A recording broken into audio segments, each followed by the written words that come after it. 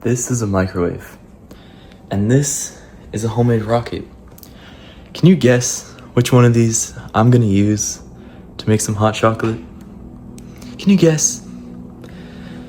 If you said rocket, you were right. Your first thought to that's like, oh yeah, is he stupid? Of course you can. And yeah, you probably can. But you would need a lot of rocket fuel. This is my rocket fuel supply. As you can see, it's not much, and it takes like 20 minutes to make more, and that's a lot of time, so I don't feel like it. So I can't do this with a lot of rocket fuel.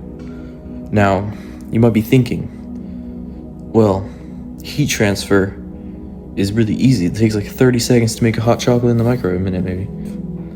But with rocket engines, you would, because it's just so much heat in like a super specific spot, it's a lot harder to do that.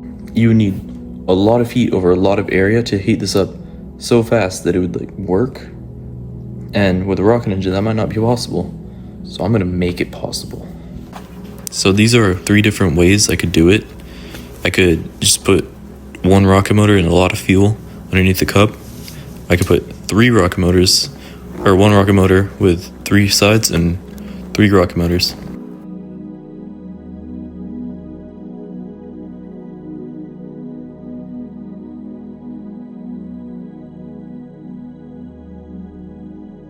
This is V1. This is the absolute pinnacle of human engineering. In 10 years, when we're all done using microwaves and need a faster way to heat our food, this is exactly how it's gonna look.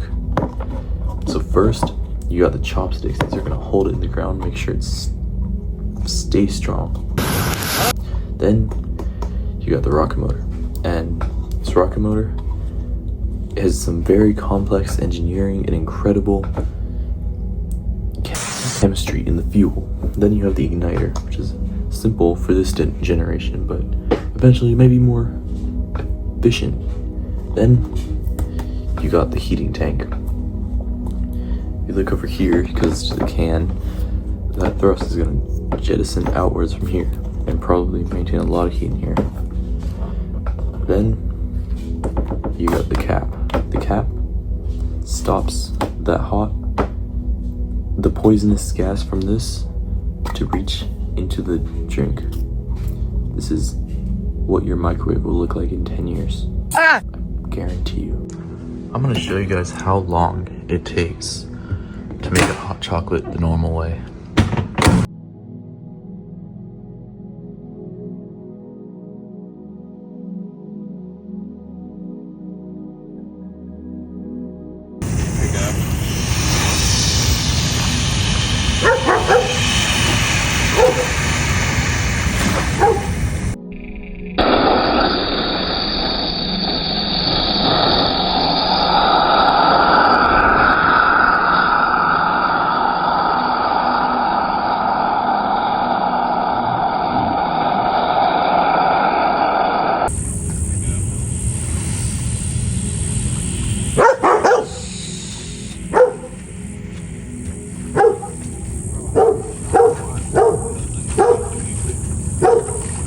Ready? Yeah. Okay.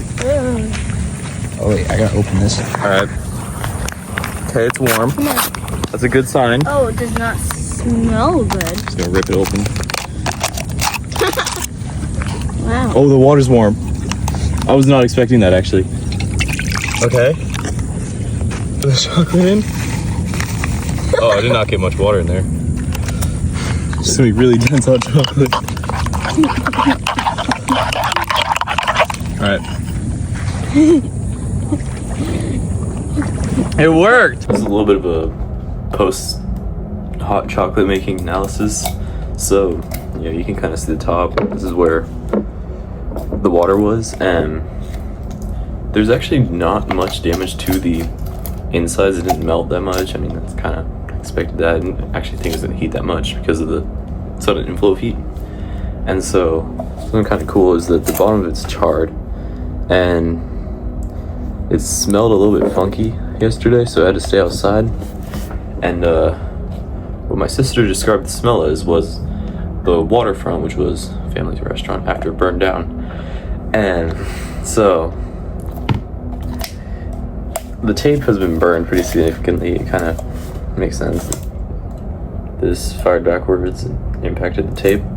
Then the kind of the plug at the end of it it kind of was strong the whole time. And so I'm gonna take this apart and see what else I can discover from this. Alright, so I have it in two pieces now. I might tear the can down all the way so I can see the insides all the way. But the rocket motor itself, this one's actually fired 3 times, once on actual flight, once during kind of like a little test, and then the third time being this. I think this is the flight, or the firing of this, that kind of ruined the motor. It's charred at the tip and pretty much deformed pretty significantly. So the chopsticks, they have some burn marks. It's from just the fire coming down, makes sense. And then on the can, it's kind of interesting the way I'm gonna use these to point it out, the way that this fire on the back of this right here from the rocket fuel, this is a mixture of, so you can kind of see the char marks and everything. And so, oh, it's kind of sticky. Oh, that's crazy. Huh, look at that. Got on my finger. So this is the can, the bottom part of the can, and you can kind of see in these little areas is the part I was talking about a second ago, how close it got to charring through. And this is all the residue and stuff. So it's kind of interesting. And then inside the can, there's not much damage. I think there's a little bit of like discoloration on the bottom part of it, but other than that, it's actually mostly unharmed. But here's a close-up of the rocket motor. You can kind of see how it got pretty toasty, and I spilled it all over myself. Bye.